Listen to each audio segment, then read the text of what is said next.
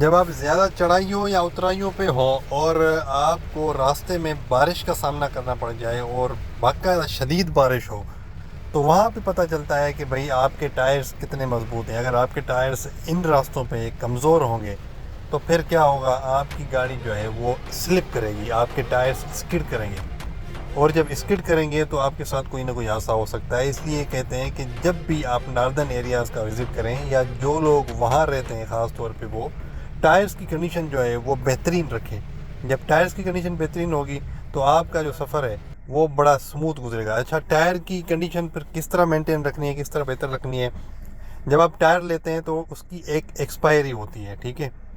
اس میں ایک manufacturing date لکھی ہوتی ہے، ایک ہفتہ لکھا ہوتا ہے، 4 نمبر ہوتے ہیں، پہلے 2 نمبر ہفتے کے ہوتے ہیں اور دوسرے 2 نمبر سال کے ہوتے ہیں۔ مثال کے طور پہ 7/19 اگر لکھا ہوا ہے تو 7واں ہفتہ 2019 کا، ٹھیک ہے؟ تو یہ سین ہوتا ہے۔ تو اس کے بعد آپ کے ٹائر کی جو میعاد ہوتی ہے عموماً عام طور پہ وہ ہوتی ہے تقریباً آپ 4 سال یا 5 سال اس کو یوز کر سکتے ہیں، ٹھیک ہے؟ 5 سال میکسیمم ہے۔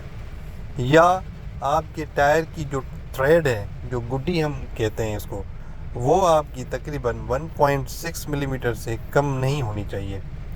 اگر آپ کو اس طرح بھی پتہ نہیں چلتا تو ٹائر میں انڈیکیٹرز لگے ہوتے ہیں، آپ ان کو دیکھیں گے۔ جب ٹریڈ وہاں تک انڈیکیٹرز تک پہنچ جائے گی تو آپ کے ٹائرز ایکسپائر ہو چکے ہیں، ٹھیک ہے؟ تو یہ 3-4 طریقے ہوتے ہیں۔ اگر آپ کے ٹائرز ٹھیک ہوں گے اور ان کی مناسب گڈی ہوگی اور ایکسپائر نہیں ہوں گے تو آپ کے ان علاقوں میں اس طرح کے روڈز پہ ٹائرز چل جائیں گے اور اسکڈ نہیں ہوں گے، گاڑی آپ کی سلپ نہیں ہوگی۔